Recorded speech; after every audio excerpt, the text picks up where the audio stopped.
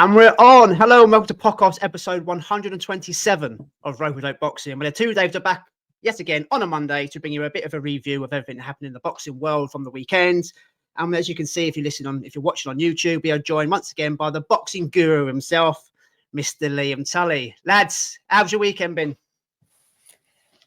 Busy weekend, mate. It was busy last week. It was good to get in Ipswich and do a bit of media work from the Counterpunch again. Big thanks to Matt for the opportunity, but just boxing everywhere, wasn't there? Between the boxing and obviously the UFC, which myself and Sam and Jay covered, we were just wall to wall from Friday through to about 2:00 yesterday. It was a good weekend, wasn't it? It was a great weekend. I've got to say, I've watched a few of your videos building up to the Portman Road show. Honestly, I thought you were working for Sky Sports. The videos that you were doing, I was sharing them, and you look very media trained, Liam. I've got to admit, mate, it was class. Never had any, mate. Oh my God, what's happened? You were doing the videos. I thought that's some training gone on here. I thought me and David Lynn left behind. Well, the weird thing is, if he's working for Sky Sports, they're pulling out of boxing. So maybe you need to get his ass over to the zone, mate. I think that's where he's going. I think he's taking over from Boxer. He's going to be in there. Very good. Like I say, I watch all your videos. I share all your stuff, and I thought it was great. Your build up to it and that. And I was really pleased that you were there to see for the weigh-ins and everything else, and see you doing well. I was delighted to see it all going well for you, mate. Yeah, it was a different experience. I mean, as soon as I walked up the stairs to the press conference on Thursday, I had walked straight past 5 Live and then TalkSport doing their build up to it. I was like, yeah, right, this is a bit different from turning up as a punter. Just sort of found myself a seat in the corner and just sat there through the press conferences. But on Friday, I had a chat with Jamie Conlon, who spoke to me about what Pierce O'Leary's going to be doing now. He's got a Dublin homecoming in August, which will be good for him with a potential world title, because a few's going vacant maybe on the line in that weight class. And had a chat with a few people. And it was also interesting seeing a weigh-in up close like that. Some of the fighters 20 minutes before the doors open, checking their weights and realising they still had a couple of pounds to lose, and then they're going off the back, skipping ropes out. It was interesting seeing it, the side we don't normally see from going in as fans. So yeah, it was good fun. You didn't see anyone getting in the sauna, did you? No, definitely not, mate. Ipswich Town Hall isn't that posh. Definitely no saunas there. Yeah. No, well, sorry, mate. We say it quite a lot. People living the dream, but what I could see, you was literally living all of our dreams at the weekend there, and yeah, really, really nice to see, man. That's what I was going to say. How did you manage to get that gig, though? How did it come about? So Matt Elliott, I'll give him a shout out. He runs a boxing page called The Counterpunch. Always does fight previews, fight reviews. He's based up in Sunderland, so he was at the Josh Kelly card on Friday and then a local card on Saturday. Wanted to cover this one, but it was the last fight announced. So I've had him on my show a few times. And he said, "You're local to Ipswich, aren't you?" I was like, "It's on my front door, mate. I couldn't get boxing any closer." He said, "Well, I'll apply for accreditation and we'll see what comes back." And I didn't actually find out until Tuesday of fight week. So that's the thing. When you apply for accreditation, you don't know until literally fight week. So applied for this about a month ago and found out on Tuesday. So it was good, mate. It was a different experience. Obviously, wrote my preview and then my review, but all impartiality went out the window in the 10th round on Saturday, as we'll come on to. I think at that point, I was a fan. I was enjoying myself. It was easily done. I mean, I nearly crash mode on the ceiling because I just didn't see it coming out of nowhere. And that was amazing. We'll get onto that, but it was amazing. Yeah, well, let's jump straight into it then. We've got a few fights to review from the weekend, a few talking points. So, as you heard, Mr. Liam Tully was at Portman Road. I was at work watching it on the shelf. They was at home flicking between Callum Simpson and this one, as far as I know. Yeah. I've written on the banner there, guys.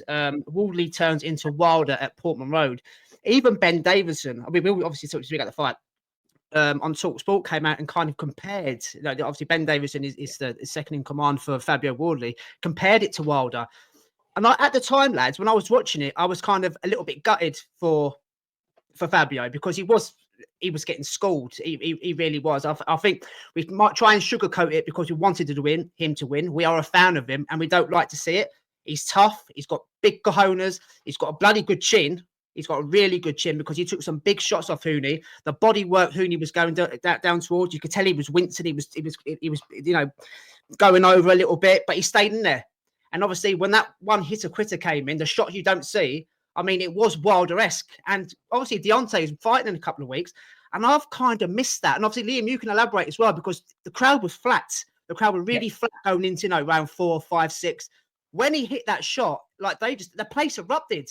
the place erupted, and we love the sweet science here on here, and I know you do as well, mate. But when you see things like that, you think, I come for boxing is for that as well. That was fantastic. So you actually being there, brother. I mean, you must have. Hey, you're giving me goose pimples all over again talking about it like that. Yeah, well, how was it, man? Look, so the first couple of rounds, crowd was raucous. Fabio was looking to take Huni's head off, and I had him 2-0 up with a bit of hometown bias in one of those 2 rounds after 2. After that, I gave Huni every round, and I was actually, as disappointed as I was sitting there seeing Fabio getting beaten, I was appreciating the boxing performance from Huni. It was basic, wasn't it? It was a jab and a left hand. That's all it was. But Fabio couldn't get out of the way of it. Fabio couldn't find a way to get inside the jab. And then when he's covering himself up from the jab, the left hand's leaving him open on the other side. He couldn't do anything. And you're right, mate. The stadium was flat. A few people around me had left by the time we got to the 10th round, which crazy that you would leave. It was, the stadium was bouncing all night. I got in there at 6 o'clock, and I'd say probably 40% full in the stadium, which you think when you go to events normally, you don't get that. The whole town was buzzing for the event. And then, that 10th round came, and it was Huni done something he hadn't done since the early part of the fight. He decided to keep his feet still in trades. And they had a bit of a trade-off, didn't they? Fabio landed a couple of shots, not fully, but for the first time, you're going, okay, here we go. And then when that right hand came, couldn't have landed it better, could he? Right on the side of the temple, the exact place you want to land a shot just to scramble the senses of an opponent. And Huni, look, there's a lot of arguments over the count. Was it quick? Huni was up at 9, but if you watch him, he's rocking backwards, isn't he? He's not. The referee's then going to get to 10, and if he lets it go on, he's probably going out on his back, isn't he? So yeah, he's not steady. You're right. Yeah. John Latham had a decision to make in that moment. There's some other referees in Britain and around the world that probably would have waved the fight on, and then you're getting the doctors in there because Huni's flat on his back, which we didn't need to see. John Latham done for me the sensible decision, and we don't always get that in boxing, do we? We get referees that allow fighters to be brave and carry on. That was the sensible decision to make in that moment. And if it was the other way around and it was Wardley wobbling on 9, I would sit here and say exactly the same thing. You don't want to see a fighter on his back being treated by doctors, do you? No, you don't. The referee was on a hiding to nothing because he can't win. If he lets it carry on and Huni gets hurt, then he should have stopped it there. He stopped it, and then on the flip side, that they're saying he stopped it at 9. It's a hard one. Huni made a mistake. He did, and he didn't need to make it. He didn't need to trade in round 10. The fight was won. He showed a little bit of inexperience. Yes, he was the polished amateur. He was obviously the better boxer. That was to be seen. Everyone could see that. But it was just a little bit inexperienced when it came to the stoppage. He didn't need to trade. He was winning that fight comfortably. And I've seen it. I mean, we've seen Huni before. I know a lot of people haven't seen him on these shores. I didn't know too much about him. But I've seen enough of him before, and enough of him now to think that he will still. Yes, he's had a loss, but it won't define him. He's got a lot of skills. He's got a lot of skills in a division where you've got cumbersome guys like, big lumps that just want to throw bombs. He's got a lot about him. He's very like Caballero. He's that sort of, in that sort of where, he can box. And that, yes, he walked onto one. It's heavyweight boxing. It happens, but he's definitely shown enough in that fight to show that he's still going to have a great career. I have no doubt. Fabio Wardley, on the other hand, I mean, he's just going. He's becoming a fan's favourite. I mean, a lot of guys are like that anyway. But in UK, the performances like that, he's going to get more and more fans. And you're like you said there, Dave, the Wilder. I put after the fight. I've only got 200 something followers on my thing, so no one replied to it. But I put a question out there saying, "Is Fabio Wardley the biggest puncher in the heavyweight division currently?" We're talking one-punch punch power at this moment. If you're going down the top 10, it's a question. I said, and I put there, if he isn't, he's in the conversation. Definitely, but if you're talking about one-punch power that can put your lights out like that at the moment, if you're looking in the top 10, there's not many people doing it. I know that Daniel Dubois can bang, but it's a lot of it's cumulative. But the one-punch power I'm talking about, Fabio Wardley's up there. I don't know what you guys think. Well, he can take a shot as well, though. This is the thing; he can take a shot. Huni had so much success, especially to the body. You mentioned Caballero there, Dave, and your spot. The way his stance, the shapes he was making, his work rate to the body, making a hands drop and then going to the head, was exactly what we've seen with Caballero doing with Zhang, with Sanchez, with Makhmudov. Similar kind of style, man. But because you mentioned there about one-punch power, you're right. I do things in the conversation. He has to be in the conversation if you go down the rankings. But because he can take a punch as well, he's dangerous. he's very dangerous. Obviously, we didn't really find out much about Wilder until he fought Fury. But if you go back to the Wilder fights when he fought Luis Ortiz and a couple of mainly the Ortiz fights, when he's losing every second of every round, finds a gap and boom. I think we are getting, or possibly we have got a version of Deontay Wilder, the British version, because that's exactly what it was like. And I saw some people putting on Twitter, it was like the gift from the gods, a bit like Andy Ruiz Jr. against AJ. It was nothing like that to me. Andy Ruiz Jr. was in that fight until he got put down, then he got up and done what he done. Fabio Wardley, as Liam said there, is kind of the first one or two you can have an argument, 50-50, maybe swing rounds, but he was never in the fight after that. Yeah. So this answers a lot of questions as well about him, because if he lost that fight, boys, me and Dave spoke it last week, Liam. If he would have lost that fight, I was waiting for all the talk to be about, well, he's only white collar, really. He's found his match now. He's not going to outbox. No one's talking about it still. So that kind of label is still above him. But as he keeps delivering, man, no one's talking about it. And so they shouldn't, because he's developing into a very, very exciting fighter. Not so much an exciting boxer, but exciting fighter. Walter's oyster, man. If he goes next with the winner of Pulev and Hunter, he gets that regular belt. Uncle Frank, if anybody in the heavyweight division can match make, it's him. He can get a world title shot within the next year and a half. So, yeah, that's my thoughts on it. Yeah, look, I said a couple of things, and I said in my pre-fight, because the one thing that stuck with me from the press conference on Thursday was Huni's a very softly spoken, quiet guy, but he was confident on one thing. He said, I am better than Fabio in every department other than one-punch power. And then what happened on Saturday? He was better in every department apart from the one-punch power. That stuck with me on Thursday from the presser. And then a journalist came back at Fabio saying, well, the white-collar route, you're not going to be able to box. And Fabio wants to dismiss that. He could play on that story a lot more if he wanted to, but he's really saying, no, yes, that was my route into boxing, but now I'm forging my own path. I mean... That's what I mean, Liam. We're shaking it off a little bit, aren't we? As he keeps winning, we're kind of forgetting it. But the journalists and the haters and everybody else are waiting to jump on him and use what you just said, that white collar tag. So I'm glad he kind of shook it off. That was my route, not anymore. Yeah, look, that was his route into boxing. Just because Huni picks up a pair of gloves at 4 and Fabio didn't till 20, it makes no difference. They were both in the ring as professionals on Saturday night with similar-ish records in terms of how many fights they had. I think, look, I described the belt he's got as nothing more than a trinket, but it's a fantastic bargaining chip, isn't it? Usyk's got 2 fights, hasn't he? He's got Dubois, and then Parker's the one the governing bodies are going to want him to have, but he may go in a different direction. Jake Paul, yeah, you're right. Yeah, that belt is going to be... that WBA belt is one of the ones that's going to go up in the air, and even if we don't get Pulev stroke Hunter versus Wardley beforehand, that will get called, won't it, for the vacant title, because that's the regular and interim champion. Potentially. So it's a fantastic bargaining chip. I mean, the tweet Queensbury put out today with all their heavyweights they've got, they could have their own heavyweight tournament, for God's sake, with all the boys they've got. It's ridiculous. When Usyk does move on, Queensbury has the monopoly of heavyweights, not just in the UK, but on a world stage, because they got Hrgovic in there, they've got Parker in there, Caballero. On a lesser level, they've got Nelson Haiza, who's going to get beat by Atalma when they do fight, but he's in there with a WBO ranking belt. So Queensbury have the monopoly, and Frank again has those moments with his fighters, doesn't he? It's always Frank Warren fighters against Eddie's that seem to get those big moments when the chips are down, and it happened again on Saturday. And Eddie was completely dumbstruck, and his interview actually afterwards was right. He said Fabio was down and out. He had no answers, but I liked it because he said, but I know he has that power because obviously he worked with Fabio up to the British title, didn't he? So they knew, look, Huni's reputation's enhanced from Saturday. Yeah. I've seen a few people saying he should get straight in with Parker. I don't think you need to do that to him. There's a path back for Huni, and he's on a similar page to Fabio, that when Parker, Usyk, etc. move on, they're in that next wave. If anything, Huni's going to become even more avoided after Saturday, because if you don't have punch power like Fabio has in one punch, you know you're in for a tough 12 rounds with him. And not only that, the guys he's going to go in with won't be able to keep up with that pace as well, that movement.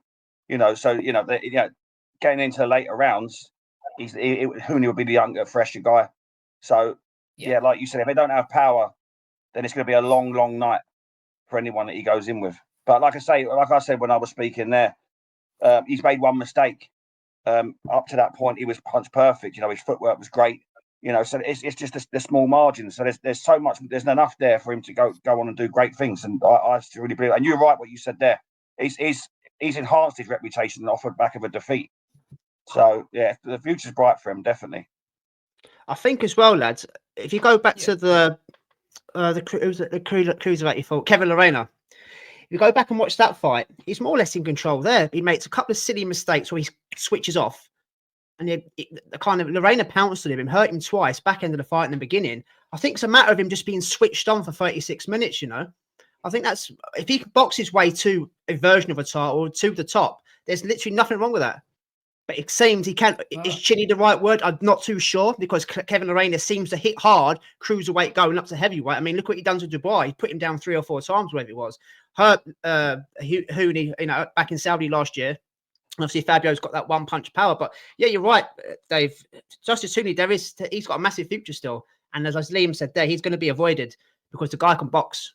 He reminds me a little bit of not the same style, but when Frank Sanchez was avoided until Caballero stopped the rot. He was a guy, don't want to get him with him. Not only can he punch, he can dance around me for 36 minutes. Don't want any of that. And now there's been a blueprint set. People are quite happy to put their hand up. So yeah.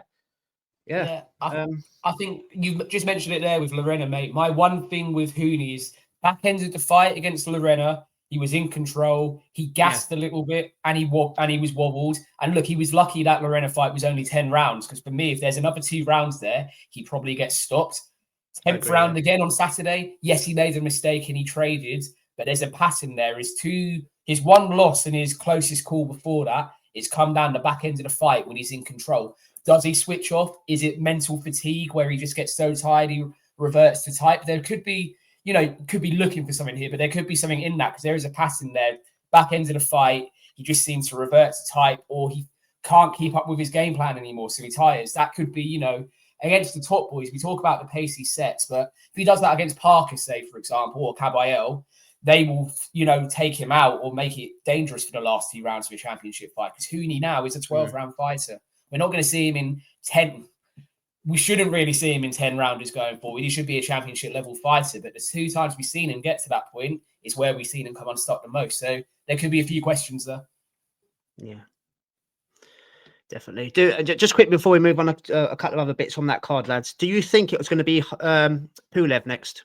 Do you think that's the route he's going to go down? Or can you see being thrown up in the air and some random boxer comes out of nowhere? What you guys thinking? I think that's the most sensible. I think it's a more winnable fight as well, to be honest, the age of Pulev than against Huni. And as you said there earlier, Liam, about the belts kind of interim into regular, then regular gets his opportunity when Usyk fucks off and does what he's got to do. He doesn't want to go backwards and lose, and then he's out of the WBA, ranking system, if that makes sense, So yeah, I think Pulev would be the most sensible move next. I don't know what you guys think. Yeah, I would say it would be like Liam said there. It's another trinket. We don't really class the regular belt as much, but it's a pathway to something great. So it puts him in a position. Well, when Daniel Dubois beat Trevor Bryan, Uncle Frank said he was a world champion. So it's a proper belt. Dubois still not been paid for that fight, mate. So we can't class it. He's still waiting for his paycheck. Yeah, I think Pulev or Hunter, because remember that fight's been, again by Don King, that fight's been ordered. So the winner of that or Don King, yeah. So, yeah, I think it's the winner of that. But look, we're not going to see Fabio to at least October. His partner's expecting their first child in the next 3 weeks. As he said all week, he's daddy daycare till the back end of the summer. And then we'll see him at the end of the year. So by then, we will have had Usyk Dubois at Wembley. The governing bodies will have got together and plotted how they're going to mug fighters out of 3% another way. And we could actually see Fabio Wardley get a shot at the WBA world title against the winner of Pulev. Not the regular one, the legitimate title, because that's how these governing bodies work. He's done British level for me. Look, if he steps back towards a European level a bit more, so I wouldn't mind it too much, but I don't want to see him dropping back down to British level. There's nothing there for him. He's dealt with Adelaide, he's dealt with Fraser Clark. Him and Moses Atama are both trained by Davidson, so that's not going to happen. The lowest I want to see him get to is a European level, but I'd like to see him on this fringe route. You like some of your Hunters, even Bacoli. I think the version of Martin Bacoli we got right now against against Fabio Wardley would be a great fight. I think that could be a path to see him maybe go down. I like that fight. Dave, anything to add, mate, before we move on to a couple more bits and bats? No, it's all covered. So on the undercard, just quickly, I didn't catch much of the Pierce O'Leary fight. You mentioned him there in your opening gambit there, Liam. So Pierce O'Leary and a bit on Lewis Richardson. I saw that, and I saw he got a bit of backlash from some haters, if you like, or trolls on Twitter complaining it was boring. Mate, it's his first fight, his first pro fight over 6 rounds. I thought he looked very, very good. Done exactly what he's supposed to do as an Olympian. He's got that style. He's just let him develop. But Pierce O'Leary, I didn't really catch much of that. He won by unanimous decision over Liam Dillon. Thoughts and reaction to those fights, guys? I thought it was a great performance by Pierce O'Leary. Really, really good. It was actually a good fight. Dillon made it. It's a tough man, and made a fight of it. But the classier work was from the power shots and the clean and effective work was from Pierce O'Leary. Like I say, it was like I say, it was a really exciting fight.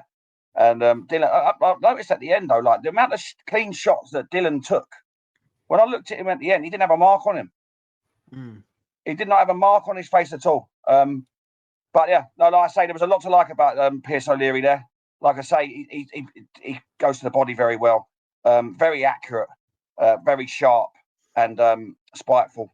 And like I say, Dillon had his moments, but he was outclassed. But he was always in the fight and just showed pure grit and pure toughness. But it made for a really good fight because although he was being beat to the punch and he's being more or less beat to everything, and the clean work was against him. He was always throwing back. So there was never a time that he looked like he was going to be stopped or anything like that. So he was always in it. But he made for a good fight. And especially when you was there, Liam, like I say, they're the sort of fights that you really want on like an undercard. It was all action from start to finish. Yeah, look, as speaking to Jamie Conlon and Joe McNally during the week at some of the events says, people are writing off Liam Dillon because he's moving up in weight, but he's never been stopped. He's always been in his fights when he's lost, and that's what he showed on Saturday. Look, Pierce O'Leary was always a step ahead. If I'm going to have one criticism, I would like to see him maybe put his foot down a bit more and try and force a finish because it was there for him. I mean, the 115, 113 card's too close to me. I think 117, 111 is probably fair. Yeah, if we're being honest, he was always a step ahead. He didn't see that finish. That was my one criticism. But he's got a Dublin homecoming in August, which is going to be huge for him. He hasn't boxed there since his early days as a pro back at home. So maybe there was a bit of self-preservation. He felt like he was in control and didn't want to take anything unnecessary with what's on the line. Can't not be impressed, mate. It maybe didn't do it for the football fans that had come in wanting to see blood, guts, and violence. But again, for guys like us, I sat there and was thoroughly entertained for 12 rounds because it was a very good boxing match between two skilled fighters. Yeah, it was. Agreed. What about Richardson? What do you make of his performance on his debut? I'm with you. I'm with you. I think it's a little bit harsh. Like I say, he's an amateur. It takes a few. There's a difference between amateur and pros, and obviously he's working into the pro ranks. You can't be criticising him after his first fight.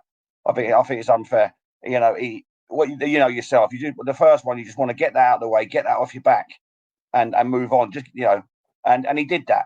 I think he boxed very well. So I think the criticism for him is harsh, and he will improve as he goes on. But give him the first one and before you start throwing him to the wolves.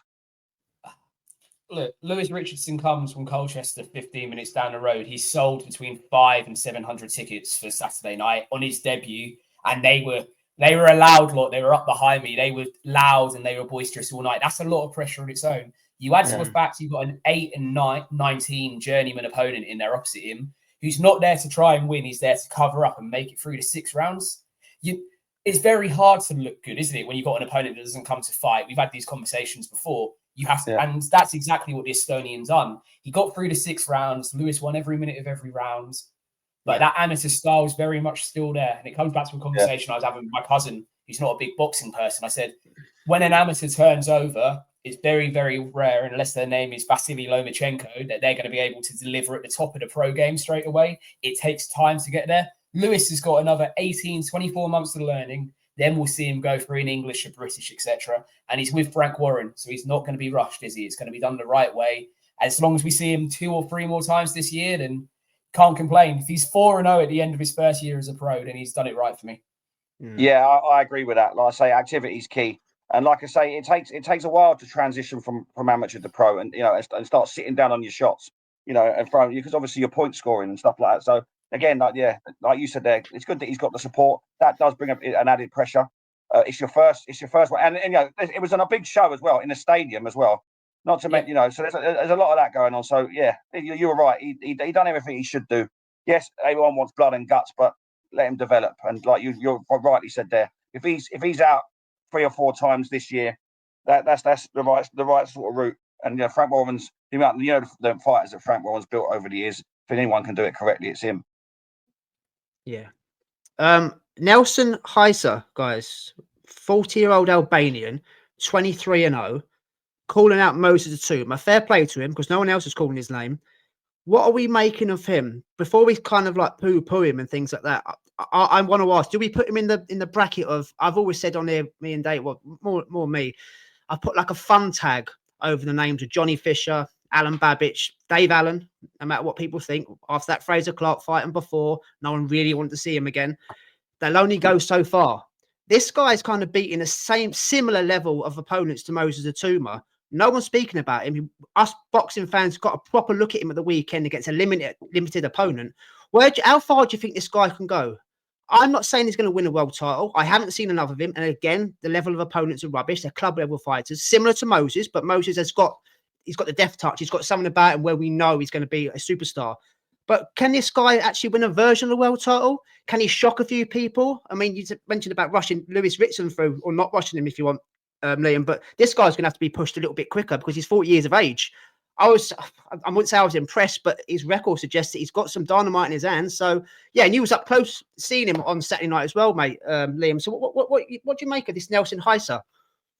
Yeah, look, I mean, for anyone to get signed by Frank Warren when you're not from the UK, you've got to have something about you. Frank picks him up 18 months ago. Yeah. So, you know, again, as we've just said, talk about Lewis, Frank Warren isn't a mug. He doesn't just take people on for the sake of bulking out his books. He takes people on, he sees something in. Heiser was the first guy I saw on Thursday when I arrived, and he was built like a brick shithouse. He is that wide and that big. You look at him and go, he's just a unit, and he bullied the German. The first knockdown came from him using his size to push him across the wing, and then it was a nice little hook upstairs. He knows how to use his size. Look, if this was any other division at 40 years old, you wouldn't be paying much attention to it. However, he's not a 40-year-old that goes through the rounds. He's a 40-year-old with a KO record, if that makes sense. Three knockdowns inside 6 minutes, 2 to the head, 1 to the body. You can't ask for much more, regardless of who the opposition is. In answer to your question, look, he's being touted for Moses. If he runs into Moses, he's getting stopped, isn't he? If we're being really honest, unless he can pull off a shock.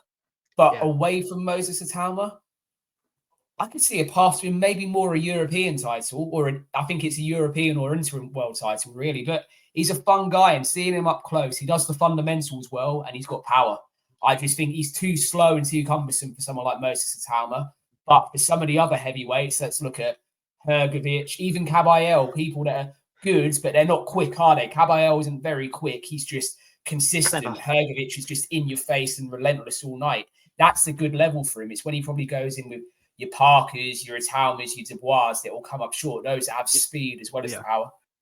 Would you, the rumours are Dillian White versus Moses Atoma, main event, wherever. Would you put him on Queensbury event, obviously? Would you put him on the undercard against Lawrence Okoli? Yes. Yeah. Yeah. He's Queensbury as well now. So, yeah, it's a top of my head. I think that would be the next step for him. Lawrence needs to fight. Look, what did we learn from Lawrence beating up an overmatched German in 2.5 minutes in December? We didn't. Then his fight against Riakporhe got cancelled for whatever reason. And it's been for weeks now, Lawrence has been saying, my fight's getting announced. Well, look, you're number one with the WBC because he's their silver champion because he's had the Bridgerweight world title for the little that's worth. Going against the WBO, I think Hayes is number 3 with him. Go in with him, and then you're putting yourself in a good position with 2 governing bodies. Okoli's at the age as well where he needs fights. He can't be far-arsing around beating up journeyman. We need to see if he's actually going to have anything to go to the top. Otherwise, there's no point really with Lawrence, is there? No. So you get the Makhmadov sort of vibes from Heiser, where there's a lot of good talk about him, and then he gets found out. Now I know, obviously, he's 40 years old. But Makhmudov was meant to be that guy, this scary guy. He could fight, but he's been found out now. He's lost a couple now on the spin, and he's been sort of found out.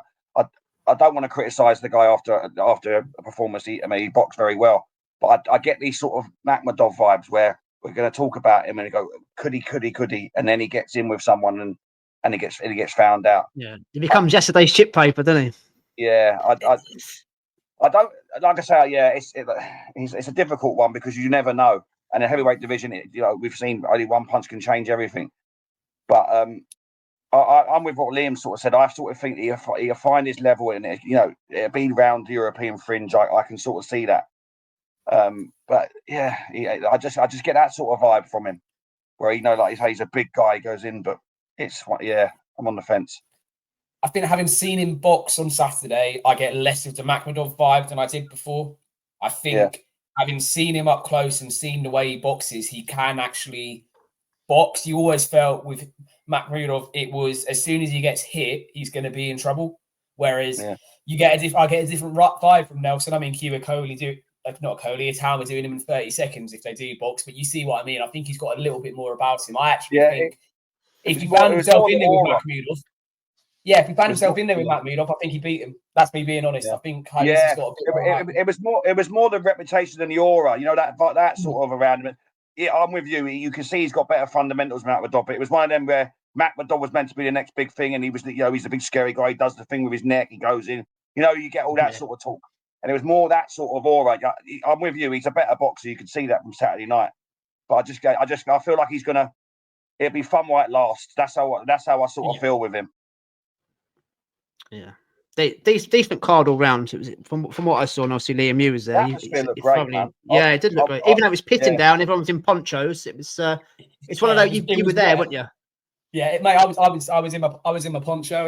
It cleared up by the time of the main event. But I'll be honest, I was standing in the pub at about 5 o'clock, looking at the thunderstorm, going, "Yeah, I kind of wish I knew." Knowing I was an undercover, going, "I really hope this stops." But no, it was 20,000 people turned out and had a great night. There's Mark Aston, the chief exec, has already said they want to do it again, but only for a big fight. So look, you're talking if Wardley gets a shot at a full world title, I look to bring it back to Portman Road. It's not something you can do all the time, and it's the point I want to make with Callum Simpson in a minute. You don't want to make it go stale, but 20,000 on Saturday night, they could have opened up the stand that they had shut, which is another double tier stand, and that could be closer to 30 next time easily, and that wouldn't surprise me if they did. Yeah, fair play. Fair play, mate. You mentioned Callum Simpson there. Let's jump over to Oakwell, Barnsley, hometown boy yet again, a bit like Fabio Wardley. Half decent crowd there, not as big as where Liam was on Saturday night. Callum Simpson was fighting against Ivan Zucco for the EBU, the proper European super middleweight belt. Now, me and Dave, when we previewed this on last week, we said there's been quite a few shitty European title fights the last year and a half. Even though it's for a legit belt, some of them just haven't stacked up. Off the top of my head, Dalton Smith's opponent and a few others. We had a nosy at this bloke, unbeaten, front-footed, power, likes to throw, doesn't take a step back. We said it being a hard night's work. And as I was at work on Saturday night watching Fabio Wardley, Dave, you text me and said Callum's been down twice already. I thought, shit, this is it. This is as far as he goes. But then obviously, at the end of the fight, he gets the stoppage and showed he's got some cojones as well. But yeah, Dave, when you was texting me that, I literally thought he was going to get stopped. I think he can't be down to it. We didn't see it just from what he was texting me. Yeah. He come through it though. The hometown boy doing what he does best, uppercuts, and yeah, really good performance in the end, wasn't it? It really was. He was down in the first 8 seconds, caught cold, caught flat-footed, walked onto one and down. And I thought, oh no, it's one of them again. It's going to be one of them. He got up. He recuperated, got back into it. I think the occasion, and I think he was rushing his work. He was smothering his work early on. I think when again we talk about pressure and whatnot going on. He's got a lot of backing. He's filling out the whole stadium. I think that played a big part in the opening rounds. I feel like he was smothering his work, and he got caught with the same shot that dropped him in the second. Too keen to impress, you mean? Like, yeah, he wanted to walk him down and get the viral moment. And then once he'd settled down, that's when he came into the fight later on, and then went on to get the stoppage. So yeah, but it was worrying times. We speak about. I mentioned this last week. about European opponents. You know, I remember you'll remember Liam because you're the guru. Lewis Ritson when he was back, when he went through and won the British title outright, and he moved up into European level, and he got beat, and he was never the same after that. Never the same after that. And you know, I was when this was going on, I was getting them kind of vibes, thinking, oh no, because European title does throw up them sort of moments every now and again. They're few and far between, but they do throw them up every now and again, and you get and you get disappointed. But he weathered the storm. Callum Simpson came through and then wore his man down and got a good stoppage against a tough opponent. Ivan Zucco, you know, again, we talk about people doing well for themselves, you know, enhancing their reputation. He'll probably be the same. He'll get work out of this, regardless of what stoppage. He's a good fighter. But yeah, Callum Simpson moves on, and again, there's a lot to like about Callum Simpson. You know, he's got a good following. You know, there's a backstory there with his sister, which is terrible. But yeah, onwards and upwards for him. But he had to come through it, being dropped twice. But yeah, again he got the win, so it was a good night. Can we look? I want to pump the brakes on Callum Simpson a little bit. Did we on Saturday night maybe find his current level out a bit more? Look, Zach Chilly, Steve Woodall, Elvis Ajagba, they're all of a certain level. Saturday night, not just the record of the opponent, but what the pedigree of him was by far his toughest opponent. And I thought so. At times he struggled, didn't he? My biggest thing from the two knockdowns. So I got in Saturday night, saw Callum had won, but hadn't seen anything because I stuck it on when I got in, fast forwarded through everything. Callum's 20-minute ring walk as well. That was another thing. He really milked that ring walk, and you wonder what effect that had on him. And yeah, within 8 seconds, he's getting dropped. But my thing from that is when he's dropped in the third round, it's the two same shots that drop him again, if that makes sense. Yeah. And that's alarm bells, isn't it? To get dropped in the same way twice, you do wonder. I mean, look, there's potential there with Callum Simpson, and everyone loves to bash Boxer. He is Boxer's biggest success story from their time with Sky. He's gone from fighting at catch weights in the away corner to picking up an area, English, British, Commonwealth, and now European title. That is the success story of what Ben Shalom has achieved since he's gone to Sky. And there isn't a lot to shout about, so it should be celebrated. But Callum now needs to leave Oakwell alone for a little while. He's done it twice in 2 years. And like I've just said about not doing it too much with Fabio, that's enough now until it's another massive night. Don't let it go stale. He almost performs better for me when he was down in London against Elvis, when he was at the Cannon Medical Centre against Woodall in January. Do you get what I mean? Whereas he's still got crowds there, but it's 1,000 people, 500 people rather than a whole arena there for him. I think you're on about you're on about putting the brakes on him in terms of him fighting at home in front of a massive Barnsley crowd rather than the level of opponent. That's what you're saying, yeah? Yeah, keep him at European level. Look, we don't. Yeah. He's not. I mean, for God's sake, he's at 168. Canelo won't know who Callum Simpson is, and that's not me being rude. That's just reality. That is not. Callum Simpson's not. Sorry, Canelo's not going to rock up at Oakwell to fight Callum Simpson with all his belts. Like, that is the biggest pipe dream of all pipe dreams. That's just not going to happen. So the thing to do with Callum Simpson now is keep him around the European level. When was the last time, back in the day, boxers would defend the European title, wouldn't they? 2 or 3 times, they'd build themselves up towards world honours. Yeah. This modern boxing trend of picking up a belt, chucking it away, and rushing to the next level doesn't benefit all fighters, does it? How many times does a fighter then come unstuck at the next level? Callum Simpson making 2 or 3 defences of this European title, waiting to see what the lay of the land is in 18 months' time. I've got nothing wrong with it at all. He still has lessons to learn. And I do wonder if the biggest lesson maybe changes his coaching team. I think he may want to move to a more established boxer that has that pedigree of taking a fighter to that next step, because that's what's missing from him for me. I'm a big fan of his. I love his style, but he needs those polishing, finishing touches to make him a danger and a killer when you take that step up towards world level for me. Not only that as well, and you're right. You're totally right about not rushing him, because he's in a division that is stacked. The top 10, you've got your Pachecos, you've got your Imbillis, you've got he'd tell you on Caleb Plant. I know he had a bit of a stinker the other week, but Belangas. There's a lot in that top 10, and when you're looking at Zucco, that performance, yes, it was he got through it in that, but for me, he's not ready for them guys. So we talk about divisions being there's not enough talent in there. He's in a division where there's too much talent. So defending it at a certain level, I totally agree with, because when he steps up into that top 10, it's sink or swim time. and because they're, like I say, that's a heavy top 10 in the 168 division. It's disappointing that Mark Jeffers lost because you had a ready-made local derby there for British, Commonwealth, European. You could still probably make it because Jeffers is number 1 or number 2 in the British rankings. But it would have been better if we won on Saturday. That would be that sort of level. It's a domestic guy, but one that's got enough about him to ask questions of Callum Simpson. Don't dash this belt now. Keep hold of it and progress nicely. Maybe make a change to your coaching team as well and see if you've got what it takes to get up to world level, because Callum Simpson probably thought a British title was his ceiling 18 months ago, and now look where he is. Let's, calm it down, do it the right way, because there's no guarantee it can get any better than a European title for him. And that's not being harsh. I absolutely love him. That's just the reality of it. Yeah. Yes, that's fair, mate. That's fair. You're on about the stable he's in. Obviously, we've had a couple of girls on there, Jasmina and Sylvia, that's in the same camp as him. I think they've got literally 5 people, pros in that gym. And they were saying on there, the trainer, the manager's Kevin Marie, but the trainer escapes me off the top of my head. He gives them 100% attention, everything that they need. So when you see like people go into Eddie Reneso's gym, like Ryan Garcia, and again, top of my head, they're going to these gyms through reputation, but they're not getting the service provided. They're pushed to the side and given to somebody else. So Callum, I understand what you're saying, Liam. You're 100% right. Go and kind of add another string to his bow by going to a different gym.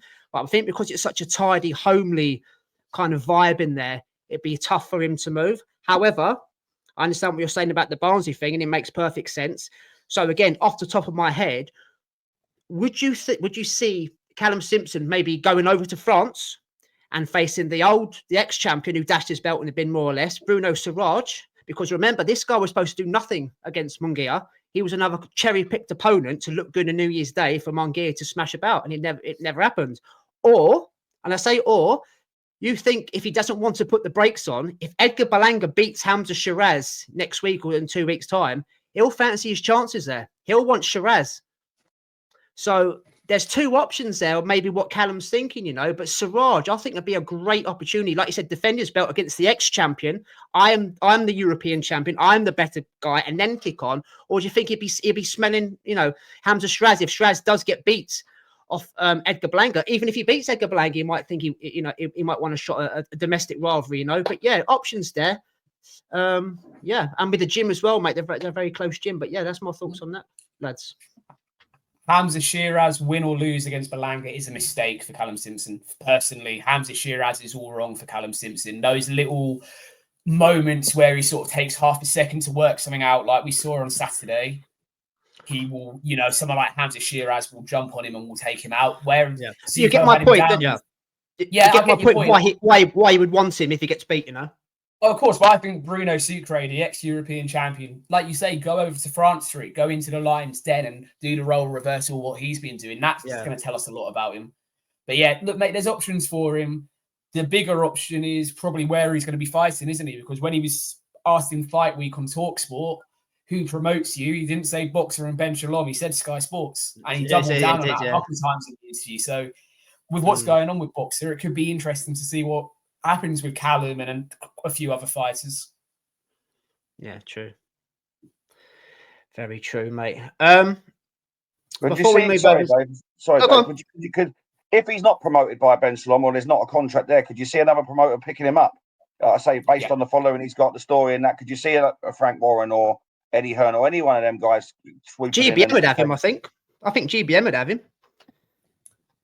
I think, GBM would have him, but I could also see Eddie taking him. I could see him on a matchroom card, because also when he is ready to make that next step, Eddie's got a lot of those 168s that you mentioned, Dave, in the top 10. So I think Eddie's the more natural of the two. But look, let's see what happens with the Boxer story. I mean, they had a bit of a horror show last week with getting Adam Azim on the card and then him dropping out on the fight day. And jump onto that, Liam. Jump onto the Azim thing, because that was in my notes for the a little bit of a rant. For like Adam Azim, obviously it wasn't his fault. Elliot Chavez, whether he knew the rules or not, going into a sauna, British Boxing Board in control, didn't fancy that, so pulled the fight. We saw it with Casemiro, didn't we, here in the UK? That was pulled, against Butler, but we saw it this year with Chris Eubank Jr. Now I see people kicking off on Instagram and Twitter and things like that, and they've got a point. He admitted going into the sauna, But because they're taking, what is it, 4%, the commission, there was no pulling of the fight. Interesting. Everything about Adam Azim and him being on that Oakwell card last week was really weird. So Adam Azim teased the big announcement, didn't he, saying it's coming on Monday. Monday passed, no announcement. He done the same on Tuesday, no announcement. And then it drops about half an hour before the first appearance of fight week from Callum Simpson and Zucco, doesn't it? That he's coming in as chief support. And at first, you go, okay, right, it's the first defense of his IBO world title. It's not the best opponent, but I like that.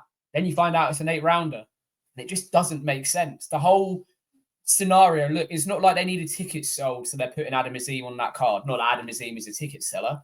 It just didn't make sense to do. And then when it gets pulled on fight day, and like you say, Chavez has been in a sauna. Well, what is it? Because the purse is, probably 90% less than the Eubank Ben one was. So the border controller happy to lose that money. We all know why they didn't pull the Eubank Ben fight. And it's like, it's the money. The money in that was too much to lose. Pulling Adam Azim out of a fight against the Mexican kids doesn't make any difference. It's good. Robert Smith is all happy to make his stands when it suits him, but when there's too much money involved, he sort of turns a blind eye and lets bygones be bygones, doesn't he? Unfortunately, it's not to be too critical, but it's everything wrong with our border control. That correct. They've pulled it. But at the same time, what would we have learned from Adam Azim probably doing it inside 6 minutes? Other than that, he can do a fantastic backflip. That's all we would have learned. He's got, we know he's got that in his locker. We wouldn't have learned anything. It's a mess. It's another, Adam Azim is another one of those fighters that is really suffering from no one knowing what's going on with boxer. You think he's picked up an IBO world title, regardless of what you think of the IBO, you should be pushing to give him a massive fight at Wembley Arena or the O2 or something for July, August time. But that's not happening. And as we're now in June, boxers deals going, what we're going to see Adam Azim in September, October. It's not good enough to see him in February, him have this momentum, and then just tail off like he has. Fair, yeah, fair. Dave, Saunagate, anything? I don't know if I can get a word in with that. It was great. It was great. I mean, it absolutely nailed it. Like I say, we talk about the wild, wild west with the WBC making things up as they go along. This is very much the same sort of thing. What's good for one is not good for the other, and it is a mess. It's a complete mess. I'm with you with Adam Azim. Adam Azim, he needs to be active, and I know that's probably why they were putting him on this show, keep busy, just to give him something so that he get there. But obviously, it hasn't happened. But he needs momentum, and he's not going to get it with Boxer. So it does boil down to Sky Sports and Boxer, what's happening with this, to see what's going to fragment from the fallout, and where that'd be a soap opera in itself, to find out with all these guys who are under Boxer, where they're going to go and what they're going to do. So, but it is slowing his career down, because, like I say, he was on a bit of a crest of a wave. He had momentum. He's fighting for the European. He put that in a bit. He's now at IBO, and it is a big gap between February and the back end of the year. A boxer's career is short, so you can't afford to have these sort of stop-start sort of situation. It's his age as well, isn't it, mate? He's only 21, 22. It's the age thing as well. It's not, look, fighters have gaps between fights, but when you're that young, you want to capitalize on it, because Adam Azim could go through 3 or 4 weight divisions. There is that sort of narrative there with him, but if you stunt him that much, it's not going to happen, is it? No. And like you said there, you're most active when you're young. As you get older, hit your peak, you'll probably fight 2-3 times a year if you're lucky. But at 21 years old, he used to be fighting 5-6 times a year. I know they're putting him out for different belts and European and that sort of changes, but activity is key at his age. And like you said, there's 7 months at 21 years old. 7 months is a big gap to not be fighting. Definitely, mate. Just quickly, we'll jump to Friday night before we move to the States and have a bit of a moan. Josh Kelly against his Romanian opponent, Friday night up at Newcastle. Got rid of him in a round, started fast, beat him up, stopped him. I mean, I put on my banner for audio listeners, Kelly needs to kick on now. No more warm-ups. What is he now, lads? 30, 31. He's had his Evanescence beat up. He's come back, rebuilt. He's had troubles outside the ring. He's looking big. He's looking strong.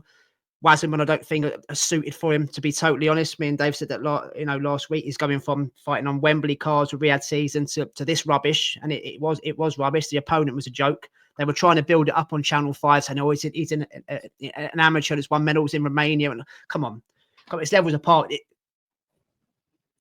Let's kick on. We need to kick on. We said last week, Dave, he's called out Conor Benn, he's called out Chris Eubank, and he's brave enough to call out Murtazeliev. Go down that route. Go down the route. See where you are in your career. We don't really know how good Josh Kelly is because of the level of opponent he's up against. He's looking too good, too fast, too slick. Yes, the Davis fight, he got a bit gassed at the end of that, but he done more than enough to win that fight. He did get, majority decision in the end, but he could have fucked it. But I don't think we know how good he is. We know he's better than this level, lads. Go fringe. Go for Murtazeliev. He hasn't had a fight since he beat up, Tim Tszyu. This could be a perfect opportunity to have him, unless he wants to add to the legacy pot and go down the Conor Benn route. I don't know if Eddie will go down that route. He's probably looking for bigger and better things for Conor. But yeah, irrelevant of the fight, boys, and there wasn't a lot to take out of it, bar the knockout. But it's got to be time now. It's got to be time because we're waiting about, and he's a special talent, or was a special talent, especially what he does with his fists. So yeah, Josh Kelly, boys, where do we go with him? I'm frustrated with Josh Kelly. Like you nailed it there. We don't know how good he is. He is a very good boxer. He really, really is. But he frustrates me because we want to see him move up in levels, and it's just not happening. It really isn't just happening. Last week we mentioned it last week when we reviewed the fight, saying about obviously Liam Smith pulling out. Yeah. Now Liam Smith is coming to the back end of his career, but had that fight happened, then he put on a good performance, and he maybe even stopped. That I think that springboards him into something better. And then obviously Ismail Davis stepped in. It's not the same sort of name, So he has been unfortunate in some of the things that have gone his way, but he does need to kick on, and it needs to be a name. We can't. I'm with you. I don't know what that was on. It's an awful main event, Dave. Let's be honest. Awful. Yeah, but Channel 5 throw them up. But he needs to move on. If it's not a name next, I just don't know what to do with him. Even Liam don't know what to say. Even Liam's lost the word. Yeah, the guru's fucked. Look, Wasserman don't care about proper boxing. They care about the misfits crap where you tell fighters to throw a table at each other at a press conference and you get a couple of OnlyFans models slapping each other. That's what they're there for. The fact that Calla hasn't been seen at either of their Channel 5 events so far this year tells you everything you need to know. Nothing wrong with Nissa Sowland, but Calla is it's like Eddie Hearn and Frank Smith, isn't it? It's that exact same dynamic between the brothers.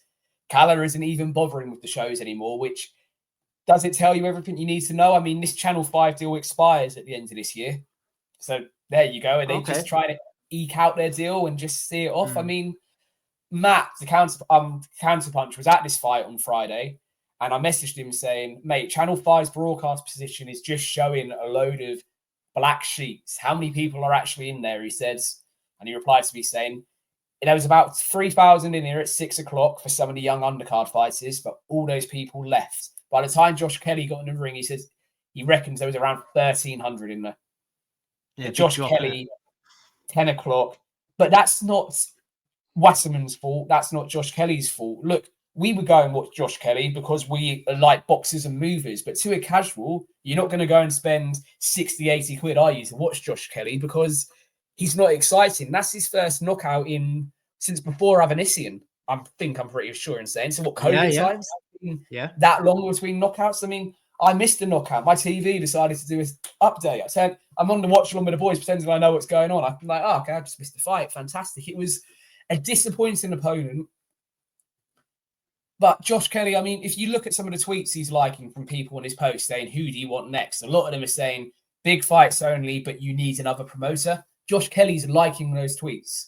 He's liking himself, people saying that he needs a big fight and a better promoter. Josh Kelly's not a happy fighter with Wasserman.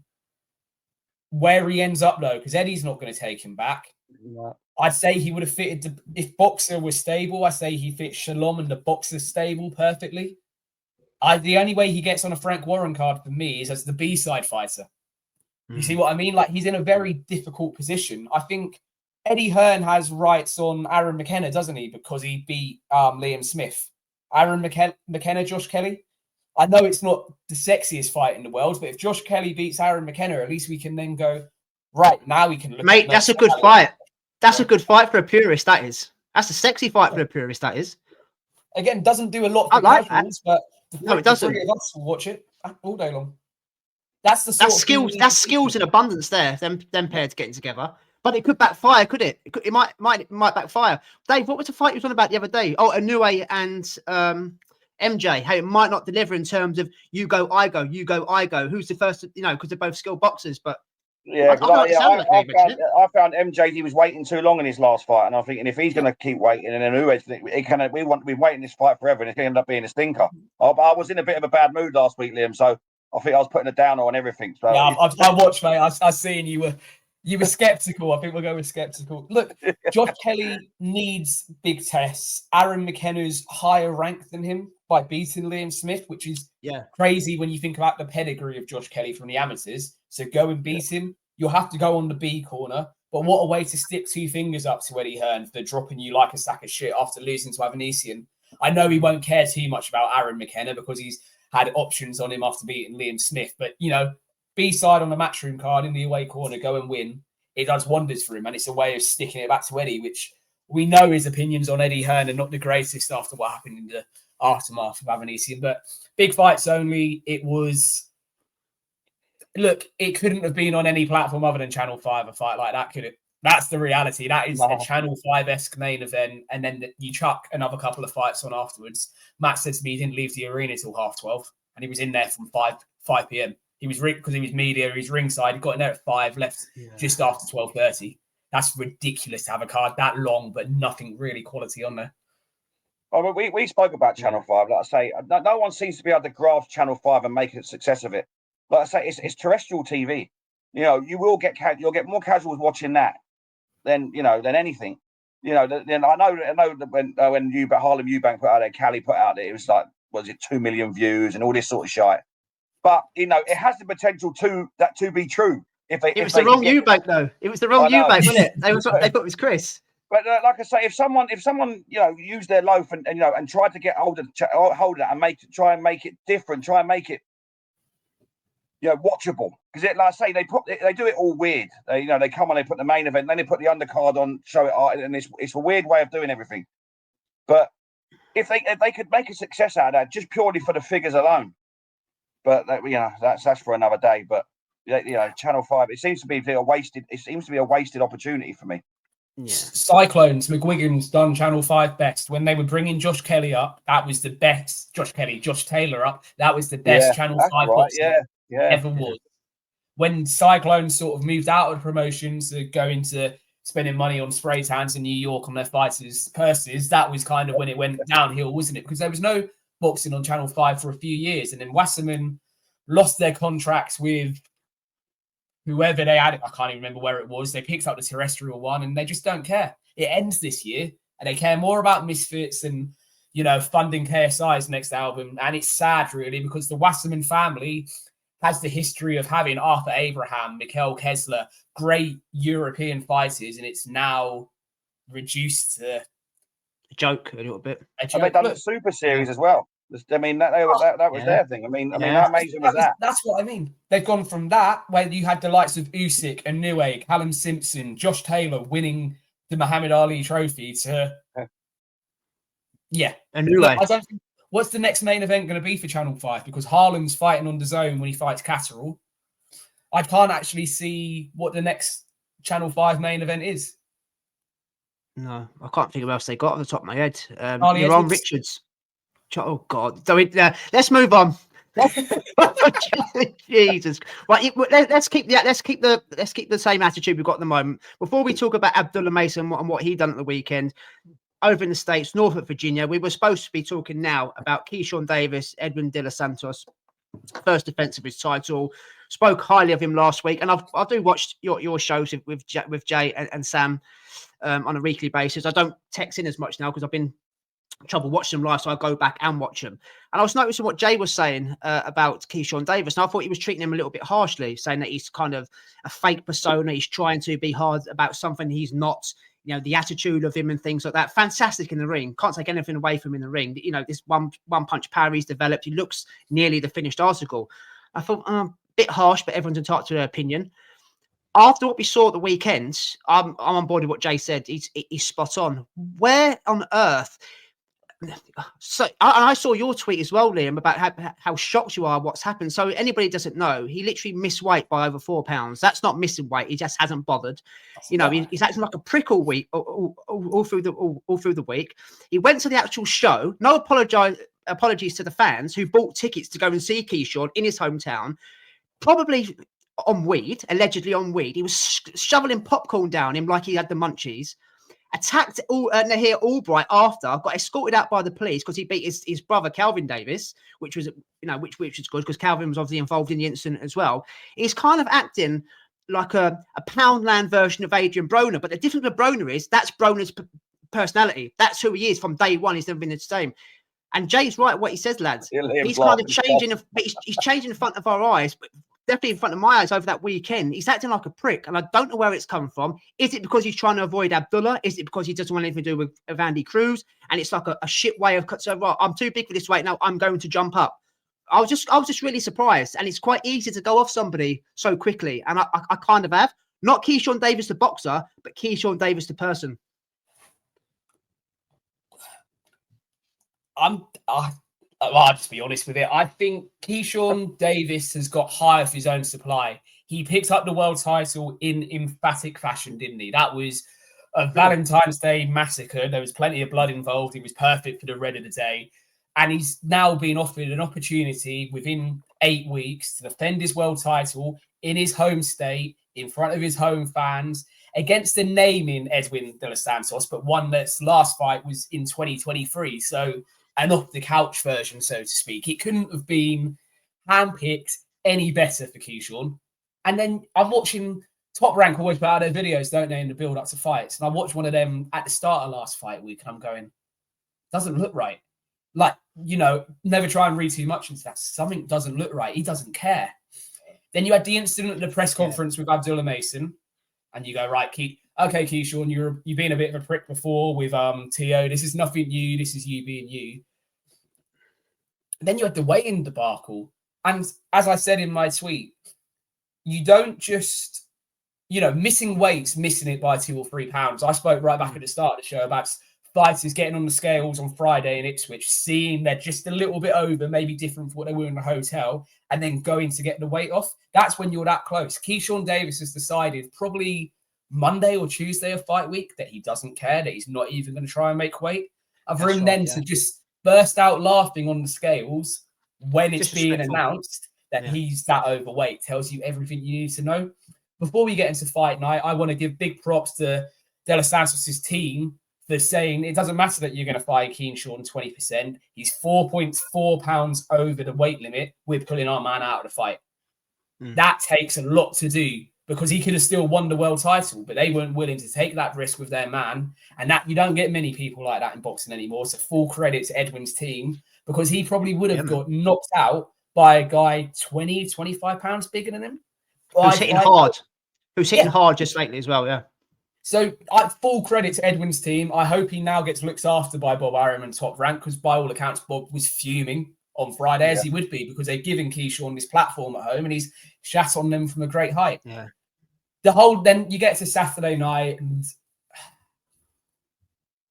the best thing for Keyshawn to do would have been not turn up, would have been to put something out on your social medias on Sunday, apologizing man. Fans, but not turn up on Saturday, because even if he didn't act like a petulant twit on Saturday night, everyone there was focused on him rather than what we were getting in the ring.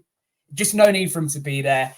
It's like you say, it's very difficult to go off someone so quickly, but I've gone off of him. And from a boxing point of view, Bob Arum doesn't take no prisoners, does he? We haven't seen a top-ranked fighter come over to the UK since he was upset with the scorecards from Jack Catterall last year. Oh, he's ranting the ring, It's brilliant. When he stormed in the ring, bless him up. Oh, Grandad Bob, someone woke him up. He doesn't take being played for a mug very kindly, and he hasn't since the 70s, since the 80s. If he drops Keyshawn Davis, who's going to want to pick him up? because everything we've seen from Keyshawn this fight week, doesn't matter what his potential and talent is, who's going to want to take a chance on Keyshawn Davis next? Because there's not even a world title belt now that you can say, okay, world title belt, that's why we're going to give you a chance. He's got fuck all. So if Bob does drop him, who's going to take a chance on Keyshawn Davis? He could have absolutely screwed himself at 25 years old in the prime of his career. All he needed By the way, Liam, and Andy by the way, yeah. By the way, before I forget, did you see the look on Bomac's face at weigh-in? He looked disgusted. Yeah. That looks bad on his camp as well, man. Yeah, look, it just stinks, mate. I didn't like what I saw in the Top Rank preview thing, which was obviously recorded back in training camp. They put it out on fight week. Everything stinks. And if your own trainer's looking at you like, what the hell have you done? Then there's a massive problem there. He needs a reality check. I hope we're not going down the route of hearing that he's been involved in a car accident or arrested for something. Do you get what I mean? I hope someone can grab a hold of him now and say, right, look at what you've lost. You've been a complete dickhead. That's why I mentioned Broner. Because you got the talent. There's no denying Keyshawn has the potential to carry American boxing. But he's fucked it with Saturday. Yeah, I totally agree. My frustration is the same in both. I just think it's so disrespectful. It's disrespectful to the fans. It's disrespectful to old Bob. Everyone that's invested in that show just to turn up 4 pounds overweight and laugh about it like it's nothing. You see people struggling who actually do struggle to make weight on the scales, bore themselves down, near enough killing themselves, to make weight. And he's up there. You can see he hasn't tried. It's disrespectful to his opponent. It just stinks. The whole thing stinks, and it's the attitude of it. It's the attitude more than anything. Like, I don't fucking care. That arrogant sort of attitude. And like I say, he's come off some really good wins lately. And like I say, he was getting a backing by all of us. We were all waxing lyrical about him. We were all talking about how great he was. He's found punch power now to go with his skills. And like the future is looking bright to come and do that. And like I say, and now everything's about money in boxing. And people were sending their tickets back, weren't they? I don't know. Last time I checked, it was 2,000 seats have been sent back. I mean, if you start messing around with people's money, then it doesn't matter who you are. And like I said, I don't know where he sort of goes from here because, Bob might try and make an example of him. Like you said there, Liam, he hasn't let anyone take the piss out of him for 40, 50 years. He's not going to let a 25-year-old do it. So, I think Keyshawn Davis needs a reality check and he needs one quick. He does need to come out and apologise. And try and sort of redeem himself that way. See if he doesn't, I don't think that's going to go down well either. People make mistakes. People do these sort of things, and there's people can get second chances, but you need to, admit what you've done. For me, like I say, for him to where he's standing on them scales, laughing and like it's a joke. It's not a joke to all the people that are there, all the people that have made time, all the people that have paid their money. It's bad times for him. And then obviously what's happened with his brother after, like you said there, he should have stayed away, put out an apology that I'm sorting myself out. I'm going to do this, and I'm working on this. I apologise, sort of thing. But no, he goes there and then he gets into a scrap and gets the police. Like the whole thing stinks. It's bad times for him. Like I say, we were only a few weeks ago talking about how great he was, and now we're talking about this. So it's not good. Yeah. What was good though, Abdullah Mason at the weekend, 19-0 now, 17 KOs. Obviously he was upgraded to the main event, treated us to another masterclass, if you like. Very exciting. I mean, people know how we think on this podcast about Abdullah Mason, Liam. But what's your thoughts of him? He's not just the future of American boxing, the lightweight division, but in world boxing in general. He doesn't seem to do a lot wrong.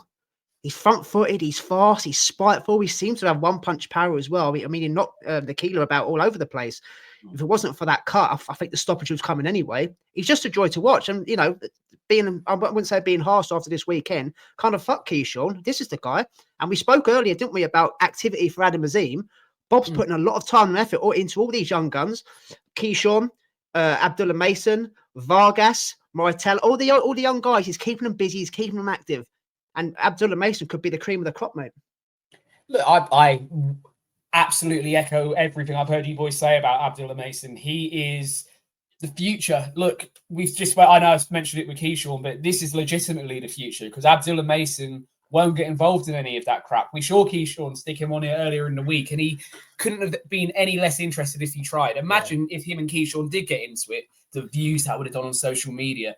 Some fighters think like that. He does his talking in the ring. You got up on the screen here about Sam Noakes being next. Look, I'm a massive Noakes fan, but I don't want to see him going with Abdullah Mason because Mason probably breaks him down and stops him late in the fight. That's the reality. He's a very special talent. He's probably got another 3 weight divisions in him, if we're being honest, with his age.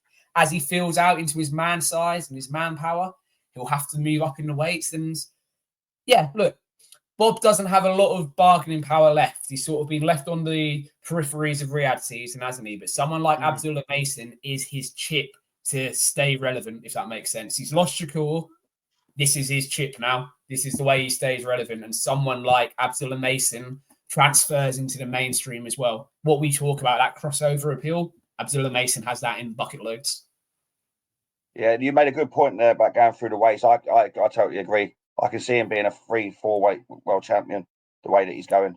He just does everything great. Yeah, he does everything great. His fundamentals are great. His footwork, sharp shooting, picks his shots. And he's taken a couple of shots as well. So it looks like it. I mean, obviously they're few and far between, but so he's got a lot.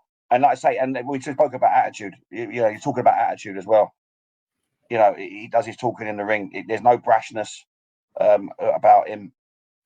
You don't see him going to be in. Don't see that he's going to be in the limelight for all the wrong reasons. So yeah, the future's bright for him, and he's got another great performance. That cut was a nasty cut as well, by the way. Some cut above the eye. I think he was happy to get pulled out, though. I think he was happy to get pulled out because he said he couldn't see. He went, I can't see. You can't hold that against him. And obviously there, I put WBO on the banner, ordered Mason against Noakes. The reason why I've said that, lads, so a couple of reasons. Obviously, the belt is vacant now, and I always talk about meritocracy on here. You do it properly. The fighters are paying in sanctioning fees. They're in ranking events to get to number 1 and number 2. If you go on the WBO website, Abdullah Mason is ranked at number 1 and Sam Noakes is ranked at number 2. You put them two together, they both earned their shot. Yes, Mason probably does beat Noakes, to be fair, but we've said on here as well about activity and level of opponents for Sam Noakes. He needs to step up now. And don't get me wrong, we just waxed lyrical about Abdullah Mason, but he's just fought a fighter that's probably our version of European level in Nakatila. Let him step up again. Sam Noakes has been European champion, Guru? He still is. He currently still is European champion. There you go. So let's step up again. And why not put them together? Let's not have semi-finals. Let's not have eliminators. Let's just do it properly. Let's put them together. If he comes up, if Sam Noakes gets beat, so what? Go away, dust yourself down, rebuild. Plenty of time left, and same with Mason. But yeah, I don't think De Los Santos will get the opportunity again. He's going to be well compensated, as far as I know, from whether it be Team Davis or from Top Rank itself. But yeah, I wouldn't say no to that fight. I think it's a great fight. I don't think it's, even though we probably all 3 of us will go for Abdullah Mason, I don't think it's literally red corner beats blue. I think Noakes could have some success, and we see how really good they both are, So yeah, exciting times really, lads. I just think Abdullah Mason is one of those generational people that just comes into a weight class and will beat anyone and everyone. And that's my fear. Someone like Sam Noakes has had to work so hard even to get into the position he's in. And it's so unfortunate that it's Abdullah Mason that is the fighter that he's probably going to get matched with, because Abdullah Mason beats them all in this division. He beats Javonte Davis. He beats Shakur. I'm that confident in him. That's a bold statement, but I like it. It's just a shame that Sam Noakes, who is the best we got in this country and has worked so hard to get here, is going to have to run into him, because you never want to see a Brit lose, do you? But that's what the most likely outcome probably is in that fight.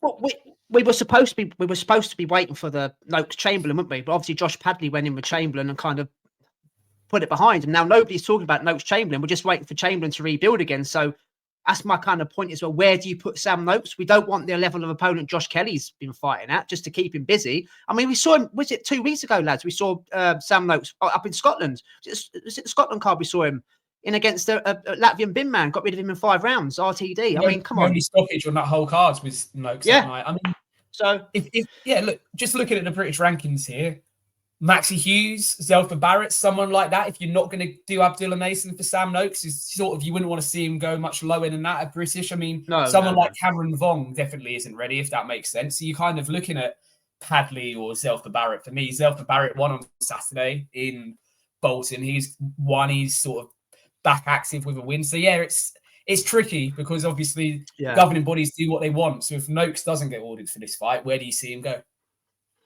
Yeah, there's a lot of options there. A lot of options. Right. Let's jump over to Japan. And the question I put on the banner there, guys, how do you beat Junto Nakatani? So come on, lads. I've got no idea how you do it. How do you beat Junto? You don't. With a sledgehammer. Masterclass it again. Yeah, it is. It leaves you speechless a bit, doesn't it? Yeah, go on, mate. I was going to put this to Liam. You know, like we talk about styles in, like, so we talk about the slick black Americans. They've got that style where they like to box on the back foot. They'll throw shots, shoot shots. But if you look at the Japanese, they've got their own style as well. They don't go on the back foot at all. By the way, they're either centre of ring or they're on the front foot, throwing lots of shots. Now, obviously we watched the Junto Nakatani fight on Sunday, I believe it was, and they've got an exciting style because again they'll stand in the pocket and throw lots of shots. But I was going to put it to you. You never see them take a backward step. You never see them box on the back foot or anything, or moving around the ring. It's all centre of the ring stuff, pushing the opponent back, lots of output, lots of accuracy. But they've all got that same similar style, and it's like a Japanese. I'm going to put it as a Japanese sort of style at this current time. They all seem to fight the same way. And you know what else it is as well? It's the activity. This is already Nakatani's second fight of this year. He fought 3 times last year, 4 times the year before. Yes, it helps. Co-promoted with top rank, Liam. Co-promoted with top rank and Uncle Honda. There you go, top rank again. Keep them at fighters busy and active. Yes, it helps when you're getting rid of opponents, but that doesn't mean anything because there's a couple of UDs in there, or even when he beat Andrew Maloney, that was a last round knockout. So he just always fights, and we've mentioned it with Adam Azim and other fighters tonight while we've been talking. Activity's king. And yes, it helps when you've got sledgehammers for fists and you can kind of bully your way through fights. But he's doing it in such a way that, imagine for a minute a world where Naoya Inoue doesn't exist. This is the man, isn't it? This is the man that everyone's waxing lyrical about in Japan. He, unfortunately, is a victim of Inoue being as big as he is because Junto's just as good, he's just as exciting, and he has a very fan-friendly come-forward style, exactly the same as Inoue. I mean, what do you do with him next? I mean, the obvious answer is to go and unify, but I don't think the other champions are going to be in too much of a hurry to give the belts up, are they? Well, no, but here's what, obviously, watching him Sunday afternoon, he said about the front-footed fighters of Japanese, Dave, and you're right, but I was quite surprised in his opponent, Nishida. Obviously, watching highlight footage of him and things like that going into the fight, he's more of a boxer. He's kind of more of a boxer. I wouldn't say slick, like we just spoke about the Black Americans. He kind of box more, goes on the back foot a little bit, and his shot selection is more timed and he thinks more in the accuracy.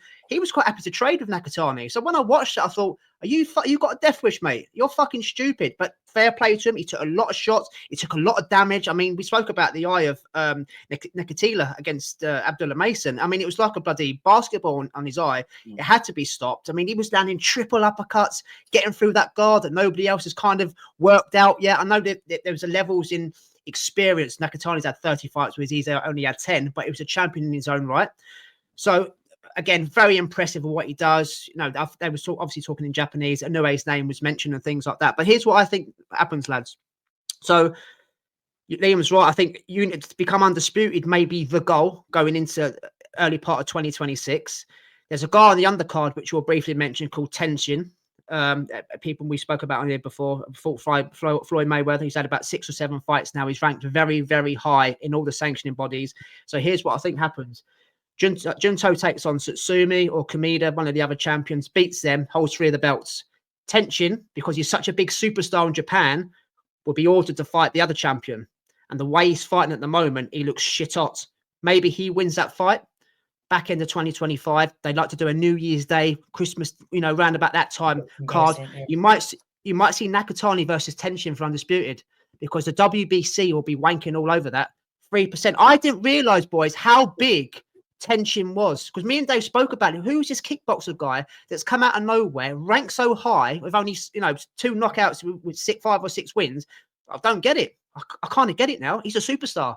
So that's where I think it's going to be. And obviously you mentioned about Inoue. Clearly he's going to be linked with him. Inoue's been caught a couple of times now on the way in. There might be slight signs, just slight signs of him kind of slowing down a little bit. He said himself he's only got about 2 years left and he's hanging his gloves up. Junto's coming into his prime. The dude ain't even at 30 yet.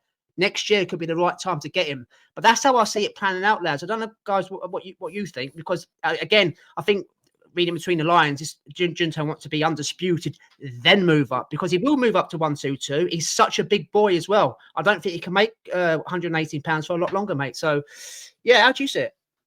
It's a Japanese tournament, isn't it? Those 2 weight divisions are a Japanese tournament. That belt never needs to go outside of Tokyo. There's the reality, because between those boys, they'll clear it up. I just want to go back to something you said, Dave, about, the style of how these Japanese fighters fight. Their opponents almost have to fight on the go forwards. So look at Inoue's. He's been dropped twice recently. Cardanos done it last month. Lewis Neary done it last year, didn't he? But they've done it because they had to go forward and fight fire with fire. I think that's the only way you deal with a Nakatani or an Inoue. You don't sit on the back foot and let them tee off on you. You have to fight the fire with fire.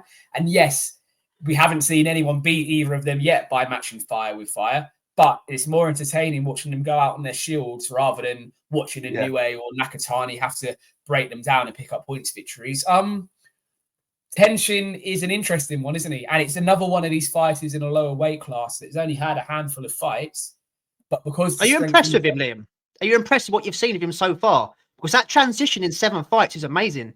His feet, his lateral movement, his feints, his shot selection, mate, unbelievable. It's like he's been boxing since he was a baby. Yeah, mate, I'm impressed, but be careful what you wish for, because Nakatani steamrolls him in 4 or 5 rounds. Be careful. Is my honest opinion.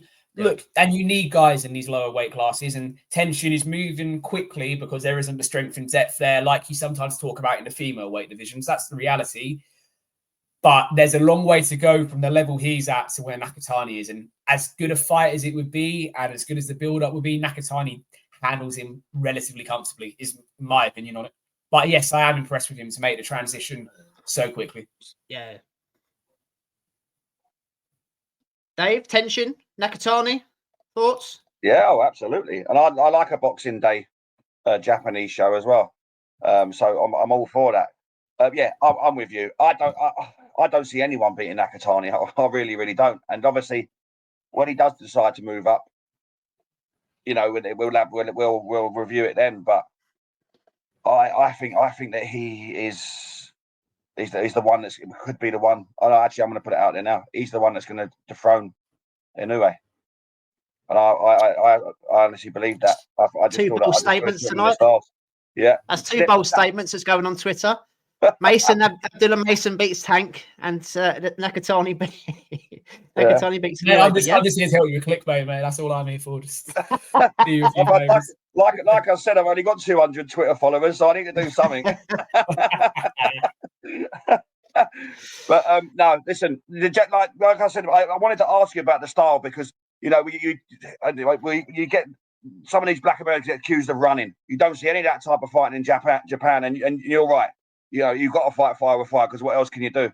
But it makes for exciting fights. It makes for fights that in the centre of the ring, in the pocket, lots of shots being thrown. Inoue getting dropped on the way in every now and again. Again, it makes for exciting fights. And it just feels to me that Japan are forging their own style, and it's a great style to what it's all action, but it's not just winging shots in and Weatherspoons are at 11 o'clock at night. It's in the pocket, it's in the centre of the ring, but it's quality, skilled boxing, quality shots being thrown. So I just feel like they're developing their own exciting sort of style that you can pinpoint to Japan. And this is the type of fight. If you're not that you need to sell fights from Japan, but if you're going to say to someone that doesn't really watch them, I don't think you're going to worry too much about not getting any sort of excitement from these fights. You can be like, listen, put that on. You don't even have to know them, but it's going to be a great fight. Edge of your seat, they are. Right. Yeah. They're definitely edge of your seat. And I was quite, just quickly go before we move on to the last fight of the weekend. I was quite surprised because I messaged you, Dave. I assumed this was on Sky Sports, obviously co-promoted with Top Rank. A lot of their fights are on lunchtime, Sundays or Saturdays, whenever. Wasn't on the tour, it was on Prime. Now, it's the Sky Sports literally going out of boxing 100% and just getting the odd pay-per-view and AJ shows up and things like that. I'm not too sure. I had to get this through ESPN, the American commentary. So, yeah, I'm glad I got it because I haven't got Prime, but I've got the ESPN one. But, yeah, I assume this would have been on Sky, Liam. They've had every other Nakatani fight on there, haven't they? Just, the last X amount of years. Top rank in Skies until 2027, I believe. So unless that's just completely going by the wayside, because the Keyshawn card, even before Keyshawn pulled out, that card wasn't on Sky this weekend. So no, I don't know what's going on. Look, we need, without going back over it, we need some clarity, not just from Boxer, but from Sky Sports about what's going on, because it's becoming a really sticky situation now, isn't it? Us as fight fans, we deserve to know what our money's going towards. And if you're taking away not just Boxer, but top rank boxing as well, then yeah, it doesn't look too good for Sky, does it? No, doesn't look too good for Sky. Does it look good for Jai Opetaia though? Yes, this was on the Zone. We've all got the Zone.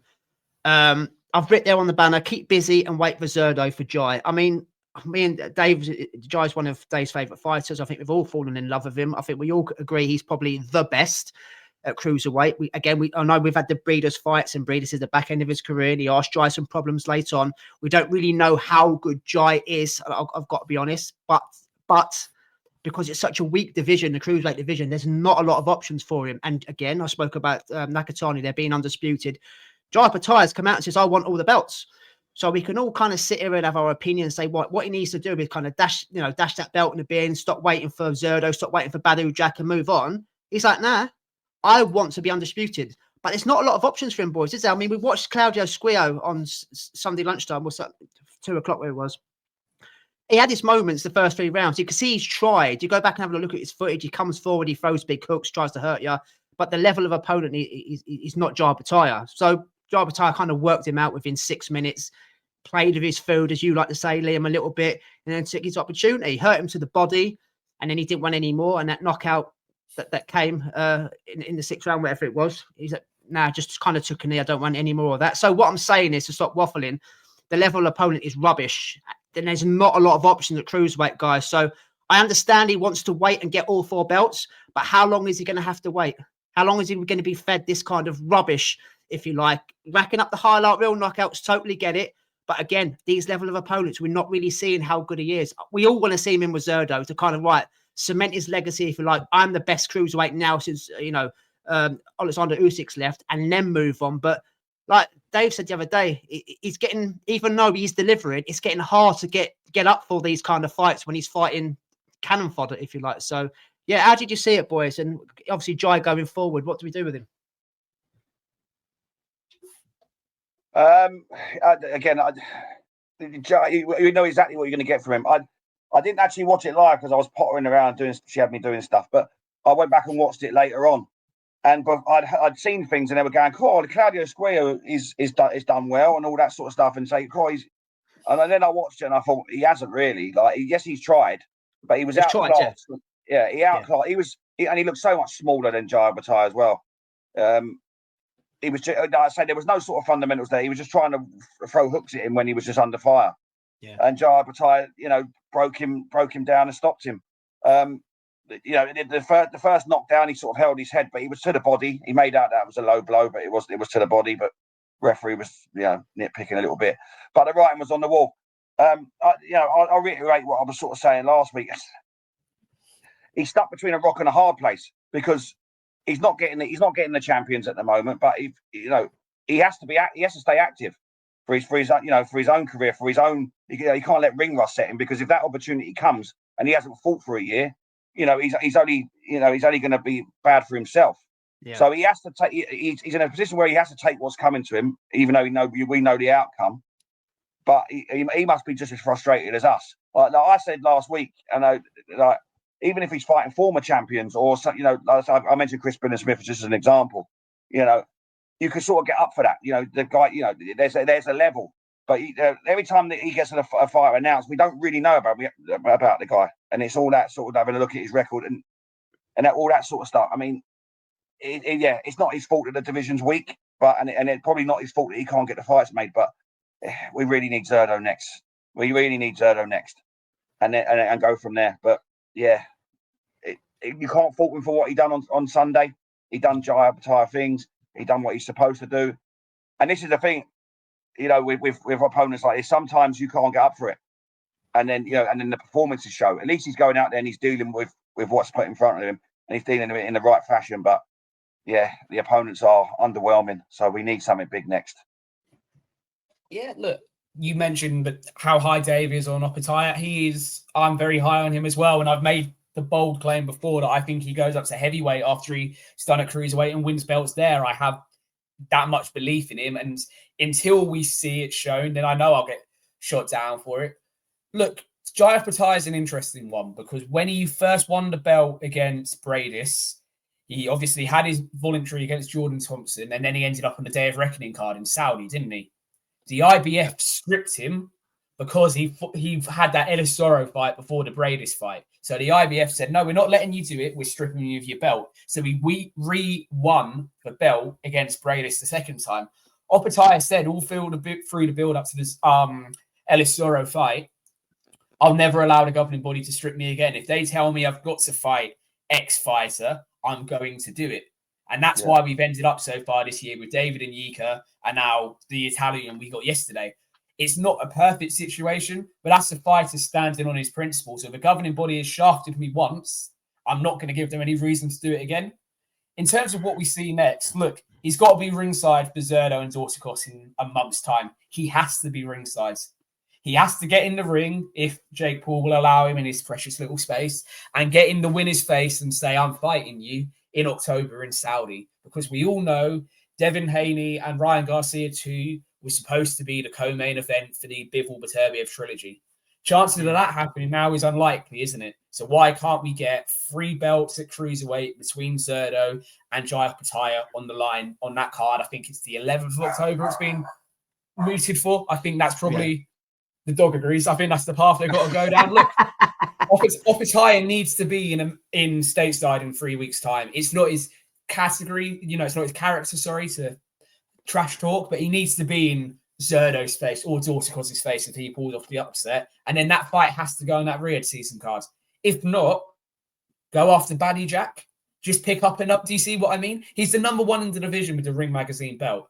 So you either dangle the carrot in front of Baddy Jack or you go down the route that you want to go down, which is Zerdo. Because if we were honest, Zerdo and Opetaia are 1 and 2 in the division. That's the fight we want to see. But Zerdo has done everything he can, and De La Hoya, because he's the golden boy fighter, to circumnavigate himself in a certain way. Look, we know Zerdo was offered Opetaia before Billum Smith was offered Zerdo, if that makes sense. Zerdo is very keen to say no to Opetaia and go down the Billum Smith route. It makes sense. Billum Smith was at the time the weakest champion, as much as we love him as Brits. So it's a way of picking up another world title. The reality is, when we do get Opetaia and Zerdo, for me, it's going to look very similar to when Bivol fought Zerdo down at 175. It will be a schooling. It will be a boxing lesson from Opetaia, and we may see Zerdo stop late. I don't give Zerdo much of a chance. He is another beneficiary from how weak this cruiserweight division is at the moment. Let's be honest, the only champion at cruiserweight at the moment that would be a champion in the Usyk era is probably Opetaia. That's my reality. Opetaia is the only one that stands up with the Bradises, with the Usyks, etc. Zerdo doesn't. Billum Smith definitely wouldn't have. And Baddy Jack is about 15 years past his prime, so we wouldn't be getting a sniff either. That's kind of the reality.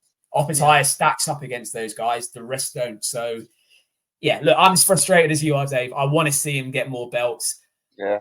He's not going to move to heavyweight yet either, because he knows realistically, until Usyk moves on, it's not the right time for him. But I do think when he does unify this division and then move up to heavyweight, he could go and do Usyk stuff. He could go and pick up all the belts because his boxing is as underrated as his power is, and that's what can do him favours at heavyweight. Do you think he'll have a couple of fights at Bridger, Liam? Only if Usyk hangs around for longer than he's saying. If Usyk ends up hanging around a bit longer and Opetaia has enough with cruiserweight, then yes, I can see him doing that. But I don't see him using it as a stopgap unless there's a reason to hold him back, if that makes sense. Yeah. I mean, what would he do to Kevin Lerena, for God's sake? That would go a couple of rounds, if that. And then we're saying similar things to what we're saying about David Nyika, Ellis Zorro, etc., etc. We're not learning anything. It's just, no one was pleased for Lawrence Okoli when he went over to Poland and won it this time last year, were they? It's kind of a mock. Look, you're a world champion. Two-weight world champion. Right now, one with the WBC. Yeah, that's the only reason, because he won that Bridgerweight belt. But, yeah. It's not a division anyone really takes seriously, is it? We don't look at it and hold the Bridgerweight division in the same esteem as we do welterweights, super middleweights, etc., etc. He's in a difficult position. And the thing is, you can't say he's dodging fights because he's calling every man in his dog out, isn't he? It's very obvious where the dodging's coming from. And if Zerdo does dodge him after Dorticos, then tells you everything you need to know, because Opetaia made it very clear yesterday that's who he wants in the autumn. Well, when this fight was announced, I don't know whether you saw it a few months back, mate. He actually said I think it was Adi Oladipo himself and Eddie Hearn, and he basically turned around to Eddie Hearn and says, "Why are you feeding me this? I don't want this level." And Eddie was like, Eddie could sell sand to the Arabs. He was like, So you're right. He doesn't want this. Eddie Hearn works for him, and obviously he's got his management team to go out and get the best fights. But it's easier said than done. I mean, Badou Jack you mentioned there. I think isn't Don King? He's got his fingers in that WBC fucking cruiserweight belt as well, with Mikalainen and things like that. So it just seems a hard in a weak division. It seems to be a hard task to get the fights made. But yeah, what will be, lads. So. De La Hoya and Don King, go on. Two people. De La Hoya and Don King, two people you don't want around world championship belts because they just do everything they can to keep it in a certain way. That's unfortunately the way it goes. But look, if Turkey comes and says he wants to make Opetaia and Zerdo, Oscar De La Hoya is not going to say no to another Saudi payday, even in defeat, is he? He's going to let... Go on, Zerdo, you're going to lose, mate. But look, I'm going to get a lovely pair of sunglasses and a new set of teeth off for this. Go on, son, off you go. That will be, as soon as Turkey comes calling, Oscar's the first one not to say no. Remember the Latino night when he had his flipping sombrero on? He loves it. So we'll get it thanks to Turkey rather than because De La Hoya and Zerdo actually want to do it, if that makes sense. Yeah, we shouldn't have to rely on Turkey, though, but you are right. Do you know what I mean? No, one day he's going to pull it. No. We will in this position because it's the only way it gets done, mate. Yeah. Anything else to add, lads, before we kind of wrap up? Oh, just before we go, obviously, I normally ask Dave, performance of the weekend. Who was your fight of the weekend? Which one kind of stood out for you? Because there's been a couple of good performances. We've had a bit of a moan and a groan, but there's been some good boxing on the show as well. So where are you guys going? I'm going to go for Big Fabio. I mean, when the chips are down, you're losing, and then you just pull out I'm going to use your one, Dave, a howitzer to win the fight. I mean, that's a special moment in front of is Ipswich faithful, in front of the stadium, in front of Liam. Yeah, in front of Liam. Yeah. No one else wants. Well, yeah, well, I think he probably looked around and went, look, just to say, look, Liam, I've done it. And then, yes, I mean, that stuff dreams are made of. If you don't do anything else in your career, you could live off that moment for the rest of your life. So, that's got to be the moment for performance of the week for me. You didn't go where I thought you were going to go there, mate. I thought you were going to... I've got two in my head. I've got Mason and Nakatani. So I thought you... Well, whichever one he doesn't say, I'll take. I'll take Abdullah Mason. Yeah, I did think Mason. I was going to go Mason. I'll take Abdullah Mason because every test that's put in front of that kid, he's finding other ways to impress us again every time, if that makes sense. Yeah. And look, yes, it was a limited opponent that he was meant to beat, but the way he done it, I know there's a bad taste in people's mouths thanks to Keyshawn, but Abdullah Mason done something to give